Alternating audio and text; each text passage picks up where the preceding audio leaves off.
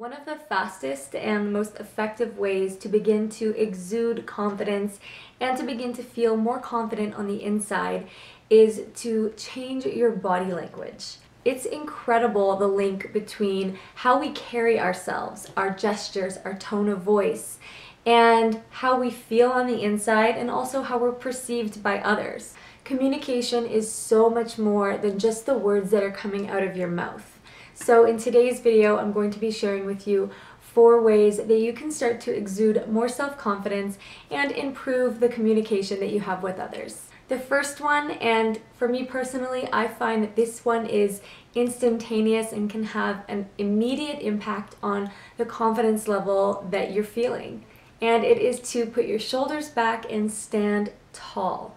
This one immediately just gives you the feeling of self-confidence.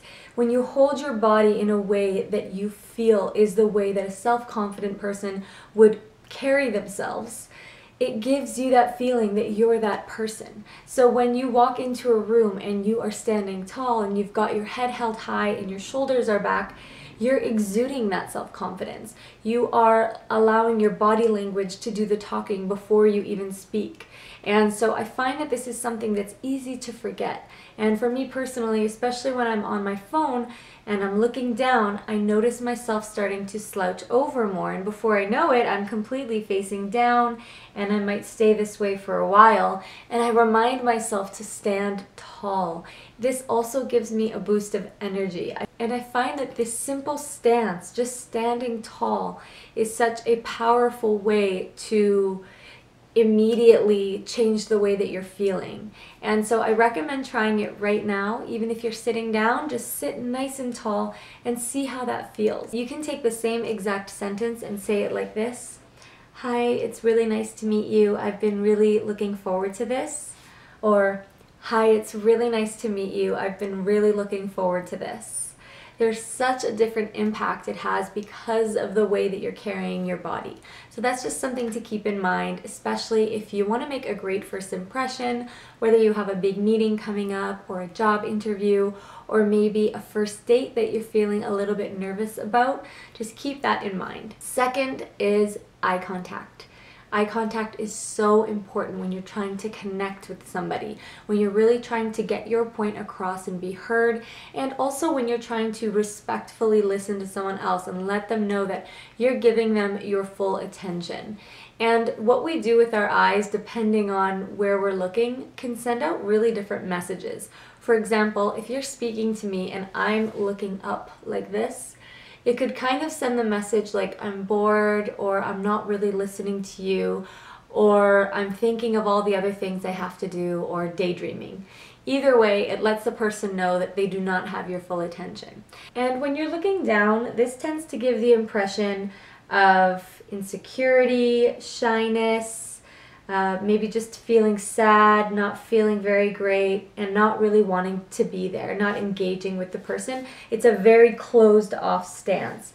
And so making sure to give eye contact. You don't need to stare at the person and not break eye contact and not blink. You definitely don't have to do that. It's more about just giving eye contact to let the person know that you're fully engaged in the conversation. And if you're giving a presentation, making eye contact is a really great way to add power to your words. And let the person that you're speaking to or the group that you're speaking to know that you believe in what you're saying and you're confident in your message.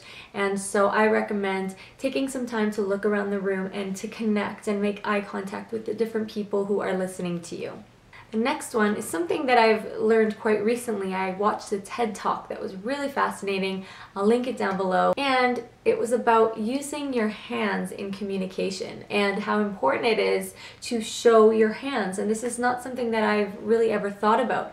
I've always been someone to communicate with my hands, and I'm very expressive with my hands. But just the fact of showing your hands and being careful not to have them behind your back or have your arms folded or having your hands in your pocket, because this can actually subconsciously make people very uncomfortable and feel like you're hiding something. Supposedly this comes from cave dwelling days, where if you had your hands behind your back, who knows what you would be hiding. And also, they collected data from the most popular TED Talks, and this is something that many of them had in common, was the usage of hands and hand gestures and being expressive with their hands while they were giving their talk.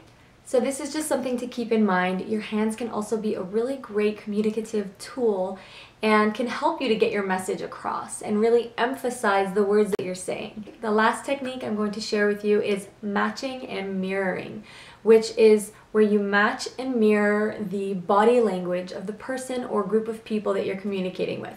So for example, if someone's speaking with me and they're sharing an idea and they're nodding their head like this, I would nod my head back to show, yes, I'm on the same page with you, or I totally get what you're saying, or I agree.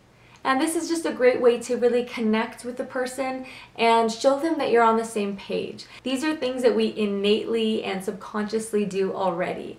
For example, has this happened to you where maybe someone calls you from somewhere quiet like a library and they're whispering to you on the phone?